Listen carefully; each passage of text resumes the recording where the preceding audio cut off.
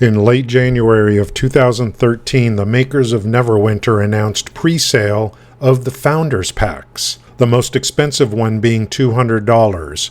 Amongst other things, this gave you a spider mount, Panther Companion, early access to open beta, and upwards of ultimately 2 million astral diamonds. The company making Neverwinter made it perfectly clear from the very beginning that you can make this game advance quickly for yourself if you wanted to. The open beta did not start until late April, so there was plenty of opportunity for you and the company to get a great head start.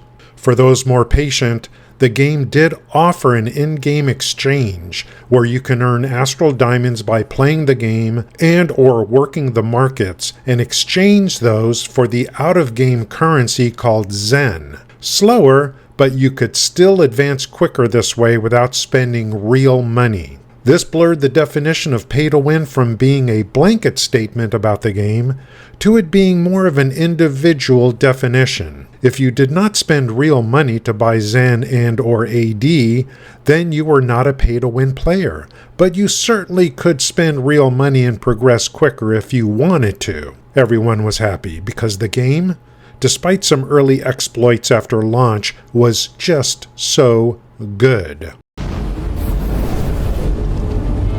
Made by Dungeons & Dragons fans, for Dungeons & Dragons fans, Cryptic Studios and Perfect World set out to make Neverwinter the most action-packed, immersive, and fun D&D game yet, by bringing the world of the Forgotten Realms to life as never seen before. From the heights of Castle Never to the depths of the volcanic Mount Hotnau, players' adventures will take them through some of the most memorable locations in the northern realm of Faerun, surrounding the city of Neverwinter. Take on the role of a rising hero with signature D&D adventurer classes, including the Guardian Fighter, Trickster Rogue, Control Wizard, Devoted Cleric, and more. Venture alone or team up with friends to fight back the hordes of undead, orcs, and beasts of legend to restore the city once known as the Jewel of the North to its former glory. At the center of Neverwinter's game design is a more action-focused combat system. Moving away from the genre-standard tab targeting system, combat in Neverwinter feels more fast-paced, skill-oriented, and fun. Block, dodge, aim, and counterattack, while engaging classic D&D monsters. In Neverwinter, there's always something new for adventurers to discover every day. In addition to the epic main storyline and daily events, Neverwinter also comes with the Foundry, an easy-to-use adventure creation tool, allowing players to create, share, and play an unlimited amount of new quests and adventures. A love letter to both Dungeons & Dragons and MMO fans, Neverwinter represents Cryptic Studios' most ambitious undertaking yet, with action combat, new daily content, and classic role-playing. The best part? Neverwinter is 100% free to play.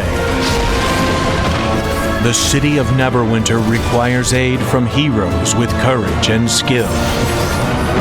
Will you answer the call? Neverwinter launched on June 20th, 2013.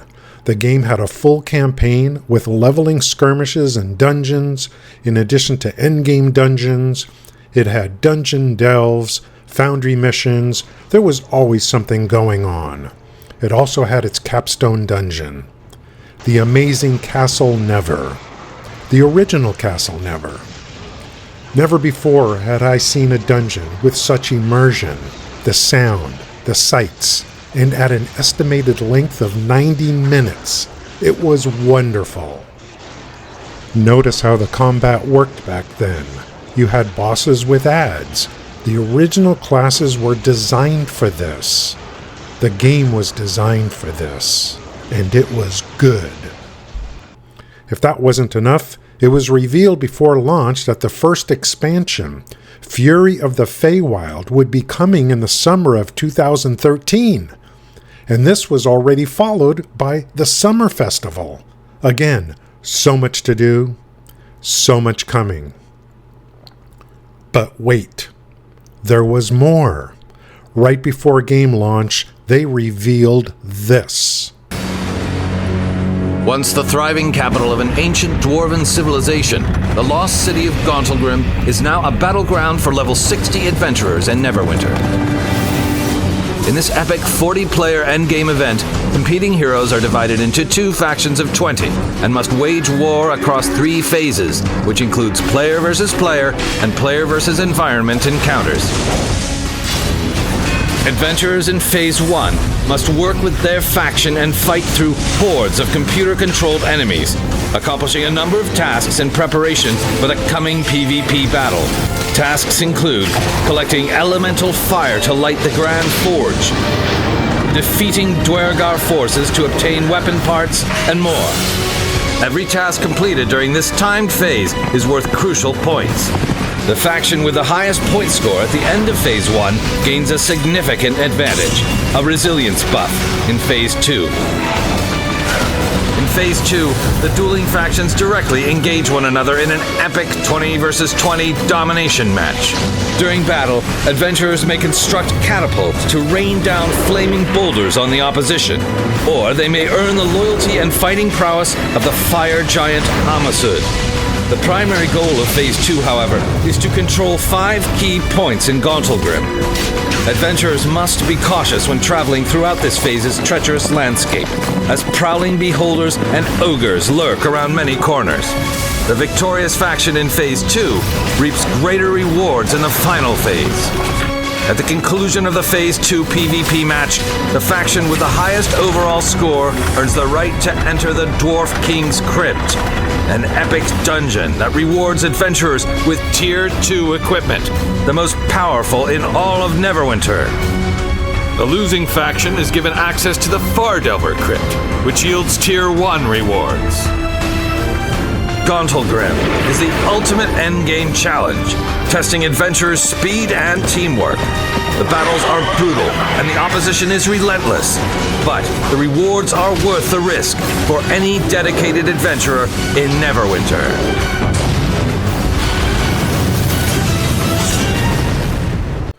The content modules just kept rolling in post-launch.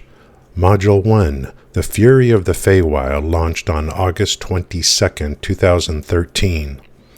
Some of its features include the Sharandar campaign, Malabog's Castle Dungeon, the Master of the Hunt Skirmish, Drow, Moon Elf, and Sun Elf races, and the Boon system.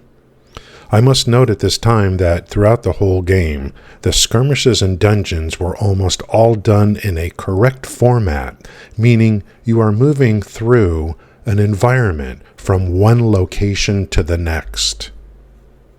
Adventure awaits.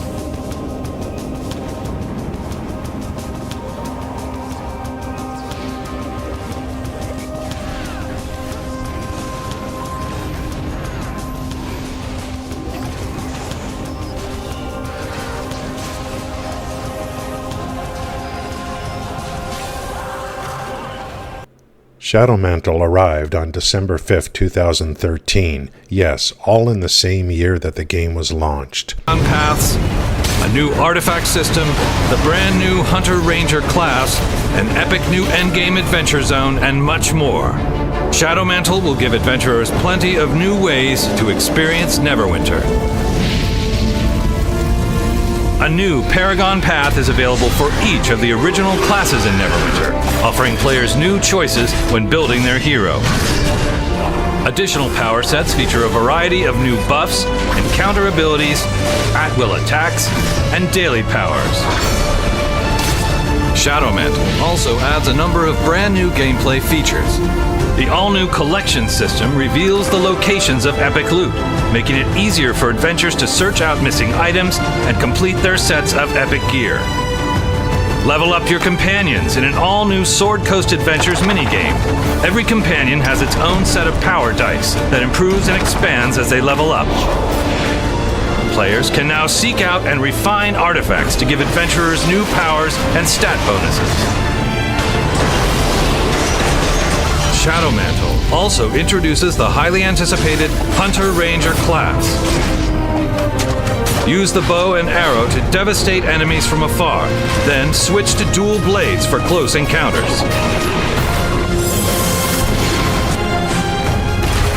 High-level adventurers can now experience the latest adventure zone, the Dread Ring. Travel to the land of the Thay and confront Valindra in this all-new epic endgame showdown. Shadowmantle brings a wealth of new content to Neverwinter. Experience the adventure like never before.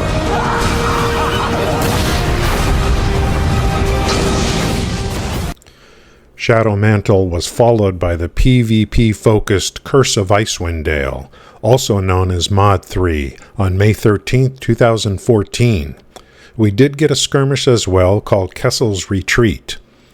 We didn't think much of it at the time, but this module was the first to introduce heroic encounters. These were like boss battles that took place within the campaign instance. Harvest black ice from both PvE and PvP areas and empower your gear with corrupted or purified stats. In the spirit of delivering more open-world content, Curse of Icewind Dale introduces heroic encounters, spontaneous PvE quests that vary in scale and difficulty. Also included in the new module is a brand new PvE campaign, which takes place in Icewind Pass and Dwarven Valley. This campaign plays an important role in Black Ice rewards, and adventurers will be able to repeat quests, earn new boons, and receive gifts from the grateful people of Caercone. Adventurers now have more strategic options for building their Hunter Ranger, including new encounter, at-will, and daily powers, as well as 3 new class features and 3 new feats. The PvP campaign introduces new objectives and rewards for adventurers who thrive in domination and open-world PvP. In addition, PvP leaderboards allow adventurers to compare their domination rankings against other adventurers. Curse of Icewind Dale offers a wealth of new content and gameplay features. Experience the frostier side of Neverwinter.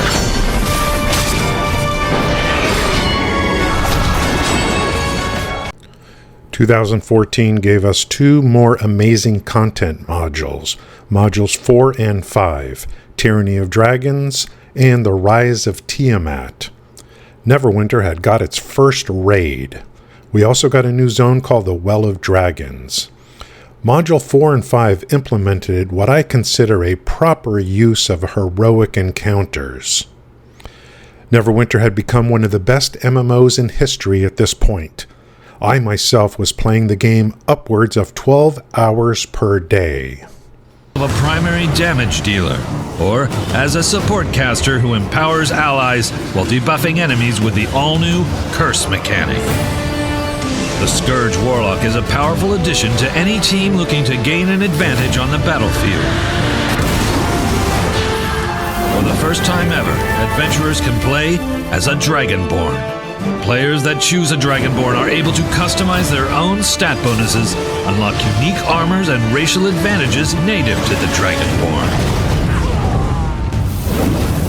Starting at level 30, players can now battle in all new spontaneous heroic encounters, facing off against the toughest, most notorious enemies in Faerun. Travel to Neverdeath Graveyard, Eben Downs, Icespire Peak, Rothay Valley, and Whispering Caverns to experience these epic battles. These new encounters will tie in with the new Cult of the Dragon storyline and introduce players to an all-new enemy, the White Dragon, Merothrax the Greedy.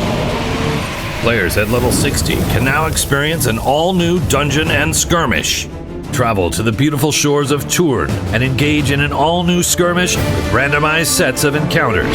Pursue the cult of the dragon through the spectacular ruins of a once powerful empire. Fight off vicious new creatures and disrupt the cult's nefarious plans to obtain the mysterious dragon relic in the lair of Laustmaw. Adventurers can choose both a normal or epic version of both the skirmish and dungeon, each with a chance of dropping their own unique rewards. Tyranny of Dragons will introduce the Rage Drake mount, new artifacts, the Dragon Empire armor set, Cult of the Dragon weapons, the Assassin Drake companion, and more. Adventurers, will you be bold enough to stand against the onslaught that is the Tyranny of Dragons?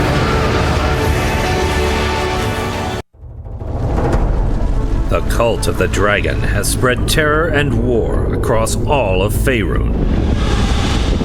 And Severn the Wormspeaker has achieved the unthinkable. From the Well of Dragons, he has summoned Tiamat, the Queen of Evil Dragons. We are not without hope. This threat has driven some Scourge warlocks to the Nine Hells to bargain with nameless powers in the fiery wastes of Phlegethos. With the new Soulbinder Paragon Path, you can summon dark horrors from the pits to tear your foes and destroy all they hold dear.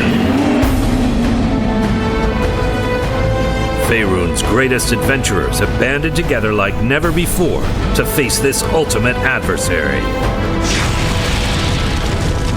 Tiamat is the greatest foe that Faerun has ever experienced. Help us drive the Queen of Dragons back to the Nine Hells. By the end of 2014, Neverwinter was rolling. They had a successful launch and completed content modules 1 through 5.